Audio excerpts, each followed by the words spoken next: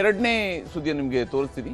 Resort ಇವತ್ತು ಕಾಂಗ್ರೆಸ್ನ ಶಾಸಕರುಗಳನ್ನೆಲ್ಲರನ್ನು ಕೂಡ ಶಾಸಕಾಂಗ ಪಕ್ಷದ ನಾಯಕರಾಗಿರುವಂತಹ ಡಿ ಕೆ ಶಿವಕುಮಾರ್ ಅವರು ರೆಸಾರ್ಟ್ಗೆ ಕರ್ಕೊಂಡು ಹೋಗಿದ್ದಾರೆ. ಅಲ್ಲಿನೇ ಒಂದು ಸಭೆ ಕೂಡ ನಡೀತಾ ಇದೆ. ಶಾಸಕಾಂಗ ಪಕ್ಷದ ಸಭೆ ನಡೀತಾ ಇದೆ. ಪರಿಷತ್ನ ಫೈಟ್ ಇದು. ನಾಡಿದ್ದು ಗುರುವಾರ ಪರಿಷತ್ನ 7 ಸ್ಥಾನಗಳಿಗೆ ಮತದಾನ ನಡೆಯುತ್ತೆ. ವಿಧಾನ ಪರಿಷತ್ತಿನ 7 ಸ್ಥಾನಗಳಿಗೆ ನಡೀತಾ ಇರುವಂತಹ ಚುನಾವಣೆ. ಕಾಂಗ್ರೆಸ್ಗೆ 4 ಸ್ಥಾನಗಳು ಈಗಾಗಲೇ ನಿಶ್ಚಿತವಾಗಿ ಸಿಗುವಂಥದ್ದಿದ್ದಾವೆ ಅವರ ಸಂಖ್ಯಾಬಲದ ಮೇಲುಗಡೆ. ಮೈತ್ರಿ ಪಕ್ಷಗಳಿಗೆ, ಅದರಲ್ಲಿ ವಿಶೇಷವಾಗಿ ಭಾರತೀಯ ಜನತಾ ಪಕ್ಷಕ್ಕೆ, ಸ್ವತಃ ಭಾರತೀಯ ಜನತಾ ಪಕ್ಷಕ್ಕೆ 2 ಸ್ಥಾನಗಳು ನಿಶ್ಚಿತವಾಗಿ ಸಿಗುವಂಥದ್ದಿದ್ದಾವೆ. ಅವರು ಕಾಂಗ್ರೆಸ್ ಅವರು 4 ಗೆದ್ದೇ ಗೆಲ್ತಾರೆ, ಬಿಜೆಪಿಯವರು 2 ಗೆದ್ದೇ ಗೆಲ್ತಾರೆ. ಅಷ್ಟು ಶಾಸಕರ ಸಂಖ್ಯೆ ಅವರ ಬಳಿಯಲ್ಲಿದೆ. ಆದರೆ ಇನ್ನೊಂದು ಅಭ್ಯರ್ಥಿ, ಅಂದರೆ 7ನೇ ಅಭ್ಯರ್ಥಿಯ ಗೆಲುವಿಗೆ ಮಾತ್ರ ಈಗ ತಂತ್ರಗಾರಿಕೆ ನಡೀತಾ ಇದೆ. ಅಂದರೆ ಮೈತ್ರಿ ಪಕ್ಷದ ಕಡೆಯಿಂದ 3ನೇ ಅಭ್ಯರ್ಥಿಯನ್ನು ಕಣಕ್ಕಿಳಿಸಿದ್ದಾರೆ, ಅಂದರೆ JDSನ ಅಭ್ಯರ್ಥಿಯನ್ನು ಕಣಕ್ಕಿಳಿಸಿದ್ದಾರೆ. ಕಾಂಗ್ರೆಸ್ ಕಡೆಯಿಂದಲೂ ಕೂಡ ಒಬ್ಬ ಹೆಚ್ಚುವರಿ ಅಭ್ಯರ್ಥಿಯನ್ನು ಕಣಕ್ಕಿಳಿಸಿದ್ದಾರೆ. 5ನೇ ಅಭ್ಯರ್ಥಿಯನ್ನು ಕಣಕ್ಕಿಳಿಸಿದ್ದಾರೆ. 5ನೇ ಅಭ್ಯರ್ಥಿಯನ್ನು ಕಣಕ್ಕಿಳಿಸಿರುವಂಥದ್ದು ಕಾಂಗ್ರೆಸ್ ಮತ್ತು 3ನೇ ಅಭ್ಯರ್ಥಿಯನ್ನು ಕಣಕ್ಕಿಳಿಸಿರುವಂಥದ್ದು ಮೈತ್ರಿ, ಅದು JDSನ ಕಡೆಯಿಂದ ಇಳಿಸಿದ್ದಾರೆ. ಯಾಕಂದರೆ JDS ಬಳಿಯಲ್ಲಿ 18 ಶಾಸಕರ ಬಲ ಇದೆ. ಅವ್ರಿಗೆ ಇನ್ನೂ ಕೂಡ 10 ಶಾಸಕರ ಬಲ ಬೇಕಿದೆ. D K Shivakumar, HD Kumaraswamy ಅವರಿಗೆ ಈಗ ಪ್ರತಿಷ್ಠೆಯಾಗಿದೆ ಈ ವಿಧಾನ ಪರಿಷತ್ತಿನ ಫೈಟ್. ನೇರವಾದಂತಹ ಹಣಾಹಣಿ. ಶಿವಕುಮಾರ್ ಅವರು ಮುಖ್ಯಮಂತ್ರಿಯಾದ ನಂತರ ನಡೀತಾ ಇರುವ ಮೊದಲ ಚುನಾವಣೆ ಆಗಿರೋದ್ರಿಂದಕ್ಕೆ ಅದರಲ್ಲಿ ಅವರಿಗೆ ಒಂದು ಹೆಚ್ಚುವರಿ ಸ್ಥಾನವನ್ನು ನಾನು ಗೆಲ್ಲಿಸ್ಕೊಂಡು ಬಂದಿದ್ದೀನಿ ಅನ್ನುವಂಥದ್ದನ್ನು ಹೇಳಿಕೊಳ್ಳುವಂಥ ಒಂದು ಸಹಜವಾದಂಥ ಕ್ರೆಡಿಟ್ ಅವರಿಗೆ ಸಿಗಬಹುದು. ಹೆಚ್ಚುವರಿ ಅಭ್ಯರ್ಥಿಗಳ ಗೆಲುವಿಗಾಗಿ ಕೂಡಿ ಕಳೆಯುವ ಲೆಕ್ಕಾಚಾರಗಳು ಕೂಡ ಎರಡೂ ಕಡೆಯಿಂದ ಸಾಗ್ತಾ ಇದೆ.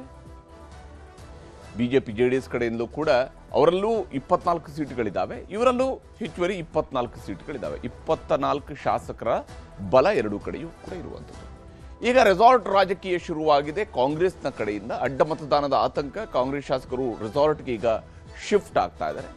ಇಲ್ಲಿ ವಿಶೇಷವಾಗಿ ಕಾಂಗ್ರೆಸ್ನಿಂದ ಅಡ್ಡ ಮತದಾನ ಆಗಿ ಹೋಗುತ್ತೆ ಅಂತ ಹೇಳಿಲ್ಲ, ಬದಲಿಗೆ ತಮ್ಮ ಶಾಸಕರನ್ನ ಕರೆಕ್ಟಾಗಿ ವೋಟಿಂಗನ್ನು ಮಾಡಿಸಲೇಬೇಕಾಗಿರುತ್ತದ್ದು ಶಿವಕುಮಾರ್ ಅವರಿಗಿರುವ ಭಾಳ ದೊಡ್ಡ ಚಾಲೆಂಜ್. ಯಾಕಂದರೆ ಎಕ್ಸಾಕ್ಟ್ ಆಗಿ ಅವರು ವೋಟ್ ಹಾಕಿದರೆ 5ಕ್ಕೆ 5 ಸ್ಥಾನಗಳನ್ನು ಭಾಳ ಸುಲಭವಾಗಿ ಅವರು ಗೆದ್ದುಕೊಳ್ಳೋದಕ್ಕೆ ಅವಕಾಶಗಳಿದ್ದಾವೆ. ಬಿಡದಿ ಬಳಿಯ ವಂಡರ್ಲಾ ರೆಸಾರ್ಟ್ಗೆ ಈಗಾಗಲೇ ಕೈ ಶಾಸಕರನ್ನ ಕರ್ಕೊಂಡು ಹೋಗಲಾಗಿದೆ. ಅಲ್ಲಿ ಶಾಸಕಾಂಗ ಪಕ್ಷದ ಸಭೆ ನಿಗದಿಯಾಗಿದೆ. ಸಿದ್ದರಾಮಯ್ಯ ಹಾಗೂ ಶಿವಕುಮಾರ್ ಅವರ ನೇತೃತ್ವದಲ್ಲಿ ಕಾಂಗ್ರೆಸ್ನ ಶಾಸಕಾಂಗ ಪಕ್ಷದ ಸಭೆ ನಡೀತಾ ಇದೆ. ಮುಖ್ಯಮಂತ್ರಿಗಳು, ಶಾಸಕಾಂಗ ಪಕ್ಷದ ನಾಯಕರ ನೇತೃತ್ವದಲ್ಲಿ ನಡೆಯುವಂತಹ ಸಭೆ. ನಿಕಟಪೂರ್ವ ಮುಖ್ಯಮಂತ್ರಿಗಳು, ಮಾಜಿ ಮುಖ್ಯಮಂತ್ರಿಗಳಾಗಿರುವ ಸಿದ್ದರಾಮಯ್ಯನವರು ಕೂಡ ಅದರಲ್ಲಿರ್ತಾರೆ. ಕುಮಾರಸ್ವಾಮಿ ಅವರ ಮಾತಿಗೆ ಮರುಳಾಗದಂತೆ ಕೈ ಶಾಸಕರಿಗೆ ತಾಕೀತನ್ನು ಕಾಂಗ್ರೆಸ್ ನಾಯಕರುಗಳು ಮಾಡ್ತಾರೆ. ಯಾಕಂದರೆ ಕುಮಾರಸ್ವಾಮಿ ಅವರು ತಮ್ಮ ಶಾಸಕರಿಗೆ ಒಂದು ಪಾಠವನ್ನು ಹೇಳಿದ್ದಾರೆ. ನೋಡಿ, ನೀವೆಲ್ಲರೂ ನನ್ನ ಜೊತೆಗೆ ಇರಬೇಕು, ಕಾಂಗ್ರೆಸ್ನಿಂದಲೂ ಕೂಡ ಕೆಲವರು ನನ್ನ ಜೊತೆಗೆ ಸಂಪರ್ಕದಲ್ಲಿದ್ದಾರೆ ಅಂತೇಳಿ. ಹೀಗಾಗಿ ಕುಮಾರಸ್ವಾಮಿ ಅವರ ಮಾತಿಗೆ ಮರುಳಾಗಬೇಡಿ ಅಂತೇಳಿ ಕಾಂಗ್ರೆಸ್ನ ಶಾಸಕರಿಗೆ ತಾಕೀತು ಮಾಡ್ತಾರೆ. ಎಲ್ಲ ಶಾಸಕರ ಸಮಸ್ಯೆಗಳಿಗೆ ಸ್ಪಂದಿಸ್ತೇನೆ ಅಂತ ಹೇಳಿ CM ಅವರು ಮನವರಿಕೆಯನ್ನು ಮಾಡಿಕೊಡಬಹುದು. ಯಾಕಂದರೆ ಕಾಂಗ್ರೆಸ್ನ ಶಾಸಕರಲ್ಲಿ ಬಹುತೇಕರಿಗೆ ಈಗ ಮಂತ್ರಿಗಳಾಗಬೇಕು ಅನ್ನೋಂಥ ಆಸೆ ಅದು ತುದಿಗೆ ಬಂದು ತಲುಪಿದೆ. ನಾವು ಮಂತ್ರಿ ಆಗಲೇಬೇಕು ಈ ಬಾರಿ ಅಂತೇಳಿ ನಿರ್ಧರಿಸಿರ್ತಕ್ಕಂಥ ಶಾಸಕರುಗಳೇ ಇದ್ದಾರೆ. ಹೀಗಾಗಿ ಅವರು ಈಗ ಚುನಾವಣೆ ಸಂದರ್ಭದಲ್ಲಿ ಯಾವುದೇ ರೀತಿಯಾಗಿ ವ್ಯತ್ಯಾಸ ಮಾಡ್ಕೊಳ್ಬಾರ್ದು ಅನ್ನೋಂಥ ನಿಟ್ಟಿನಲ್ಲಿ ಯೋಚನೆಯನ್ನು ಮಾಡ್ಬೋದು. ಯಾರು ಯಾವ ಅಭ್ಯರ್ಥಿಗೆ ಮತ ಹಾಕಬೇಕು ಅನ್ನೋದ್ರ ಬಗ್ಗೆಯೂ ಕೂಡ ತರಬೇತಿಯನ್ನು ಕೊಡ್ತಾರೆ. ಯಾಕಂದರೆ ಶಿವಕುಮಾರ್ ಅವರು ಈ ವಿಧಾನ ಪರಿಷತ್ತು ಅಥವಾ ರಾಜ್ಯಸಭೆ ಚುನಾವಣೆಗಳ ವಿಚಾರದಲ್ಲಿ ಭಾಳ ಎಕ್ಸ್ಪರ್ಟ್. ಅವರು ಹೇಗೆ ಮತಗಳನ್ನು ಹಂಚಿಕೆ ಮಾಡ್ಕೋಬೇಕು, ಯಾವ್ಯಾವ ಶಾಸಕರ ಮೂಲಕವಾಗಿ ಮತ ಹಂಚಿಕೆ ಮಾಡಿಕೊಂಡ್ರೆ ನಮಗೆ ಈಸಿಯಾಗಿ ಗೆಲ್ಲೋದಕ್ಕೆ ಸಾಧ್ಯ ಆಗುತ್ತೆ. ಅಂದರೆ ಹೆಚ್ಚುವರಿ ಮತವನ್ನು ಕೂಡ ಹಾಕಬೇಕಾದ ಅವಶ್ಯಕತೆ ಇರೋದಿಲ್ಲ. ಎಷ್ಟೋ ಬಾರಿ ಅದನ್ನು ಎಕ್ಸಾಕ್ಟ್ ಮತದೊಂದಿಗೆ ಗೆಲ್ಲೋದಕ್ಕೆ ಅವಕಾಶಗಳಿರ್ತವೆ. ಸರಿಯಾದಂಥ ಟ್ರೈನಿಂಗ್ ಇರಬೇಕಾಗುತ್ತೆ. ನಾಡಿದ್ದು ಗುರುವಾರ ರೆಸಾರ್ಟ್ನಿಂದ ನೇರವಾಗಿ ವಿಧಾನಸೌಧಕ್ಕೆ ಶಾಸಕರನ್ನು ಶಿಫ್ಟ್ ಮಾಡಿಸಲಾಗುತ್ತೆ. ಎಲ್ಲ ಶಾಸಕರು ಜೊತೆಯಾಗಿ ಬರ್ತಾರೆ, ಒಮ್ಮೆಗೆ ವೋಟಿಂಗ್ ಆಗುತ್ತೆ. ಆ ಮೂಲಕ ತಮ್ಮ ಪಕ್ಷದ ಗೆಲುವನ್ನು ಖಾತ್ರಿಪಡಿಸಿಕೊಳ್ಳುವಂಥದ್ದು ಕಾಂಗ್ರೆಸ್ನವರ ಲೆಕ್ಕಾಚಾರ. ಈ ವಿಚಾರದಲ್ಲಿ ಅಲಂ ಪ್ರಭು ಪಾಟೀಲ್ರು ಮಾತನಾಡಿದರೆ, CLPಯ ಕಾರ್ಯದರ್ಶಿ. ಅವರ ಮಾತುಗಳನ್ನು ನಿಮಗೆ ತೋರಿಸಿ. ಕಾಂಗ್ರೆಸ್ ಮತಗಳನ್ನ ಸೆಳೆಯಲಿಕ್ಕೆ ಯಾರಿಂದ ಸಾಧ್ಯ ಇಲ್ಲ. ಯಾವಾಗಲೂ ಕೂಡ ತಾವು ನೋಡಿದ್ರೆ ಮೊನ್ನೆ ಅನೇಕ ಊಹಾಪೋಹಗಳಿದ್ದು, ಈ ಮುಖ್ಯಮಂತ್ರಿ ನಾಯಕತ್ವ ಬದಲಾವಣೆಯಲ್ಲಿ ಹಾಗಾಗ್ತದೆ ಹೀಗಾಗ್ತದೆ, ಸುಮ್ಮನೆ ಊಹಾಪೋಹ. ಯಾರು ನಮ್ಮಲ್ಲಿ ಹೈಕಮಾಂಡ್ ಮಾತು ಮೀರೋದಿಲ್ಲ, ಹೈಕಮಾಂಡ್ ಬಿಟ್ಟು ಹೋಗೋದಿಲ್ಲ. ಹೈಕಮಾಂಡಿನ ಏನು ಆದೇಶ ಇರ್ತದೆ, ಸನ್ಮಾನ್ಯ ಸುರ್ಜೇವಾಲ್ ಅವರು, ಮಲ್ಲಿಕಾರ್ಜುನ್ ಖರ್ಗೆ ಸಾಹೇಬರು ಈಗಾಗಲೇ ಅವರಿಗೆ ಆದೇಶವನ್ನು ಕೊಟ್ಟಿದ್ದಾರೆ. ಅದರಲ್ಲಿ ಏನಪ್ಪ ಅಂದ್ರೆ ನಮ್ಮ ಡಿ ಕೆ ಶಿವಕುಮಾರ್ ಅವರು, ಸಿದ್ದರಾಮಯ್ಯರು ಏನೋ ಒಂದು ಆದೇಶ ಕೊಡ್ತಾರೆ, ಅದಕ್ಕೆ ಎಲ್ಲರೂ ಶಿರಸ ವಹಿಸಿ ಪಾಲನೆ ಮಾಡ್ತಾರೆ.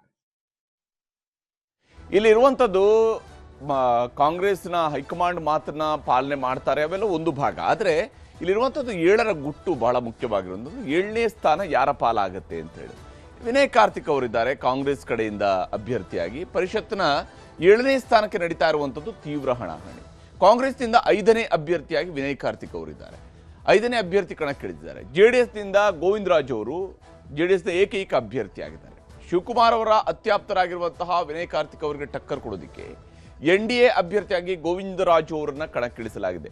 ಎರಡೂ ಕಡೆಗಳಲ್ಲೂ ಕೂಡ ಈಕ್ವಲ್ ನಂಬರ್ಗಳಿದ್ದಾವೆ. ಅಂದರೆ ಒಂದೊಂದು ಹೆಚ್ಚುವರಿ ಮತಗಳನ್ನು ತಮ್ಮ ಪಕ್ಷದ ಅಭ್ಯರ್ಥಿಗಳಿಗೆ, ಮೊದಲ 4 ಅಭ್ಯರ್ಥಿಗಳಿಗೆ ಏನಾದರೂ ಕಾಂಗ್ರೆಸ್ ಅಲಾಟ್ ಮಾಡ್ಕೊಂಡ್ರೆ ಅವಾಗ ಅವರ ಬಳಿಯಲ್ಲಿ ಉಳಿಕೆಯಾಗುವಂಥ 26 ಪ್ಲಸ್ 2 ಮತಗಳನ್ನು ಅವರು ನಿರೀಕ್ಷೆ ಇಟ್ಕೊಂಡಿದ್ದಾರೆ. ಕಾಂಗ್ರೆಸ್ನಿಂದ ಉಚ್ಚಾಟಿತರಾಗಿರುವಂಥ 2 ಶಾಸಕರ ಮತಗಳ ನಿರೀಕ್ಷೆಯಲ್ಲಿದ್ದಾರೆ.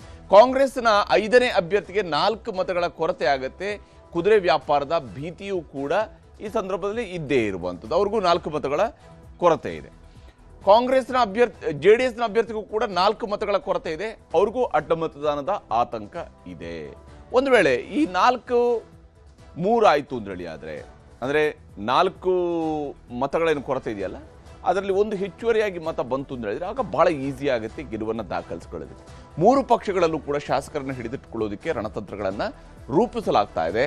ಈ 7ನೇ ಸ್ಥಾನವನ್ನು ವಿಧಾನ ಪರಿಷತ್ನ ಅಥವಾ ಕಾಂಗ್ರೆಸ್ನ ಪಾಲಿಗೆ 5ನೇ ಸ್ಥಾನವನ್ನು, JDSನ ಪಾಲಿಗೆ 1ನೇ ಸ್ಥಾನವನ್ನು ಯಾರು ಗೆದ್ದುಕೊಳ್ತಾರೆ ಅಂತ ನೋಡಬೇಕು.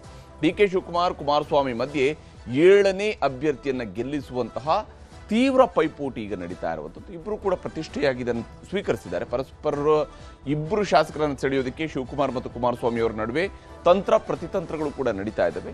ಹೇಗೆ ಅದನ್ನು ಮ್ಯಾನೇಜ್ ಮಾಡ್ಕೊಳ್ತಾರೆ ನೋಡಬೇಕು. ನಿಜಕ್ಕೂ ಅದಕ್ಕೆ ಅವಕಾಶಗಳು ಸಿಗ್ತವಾ, ಅಥವಾ ಕಾಂಗ್ರೆಸ್ ಬಹಳ ಆರಾಮಾಗಿ ತನ್ನ 5ನೇ ಅಭ್ಯರ್ಥಿಯನ್ನು ತನ್ನ ಸೆಕೆಂಡ್ ಪ್ರಿಫರೆನ್ಷಿಯಲ್ ವೋಟಿನ ಬಲದೊಂದಿಗೆ ಗೆಲ್ಲಿಸ್ಕೊಂಡು ಬರೋದಕ್ಕೆ ಸಾಧ್ಯ ಆಗತ್ತಾ? 28 ರೀತಿಯಲ್ಲೇ ತನ್ನ ಅಭ್ಯರ್ಥಿಗಳಿಗೆ ಅವರು ಮತಗಳನ್ನು ಹಂಚಿಕೆ ಮಾಡ್ಕೊಳ್ತಾರಾ?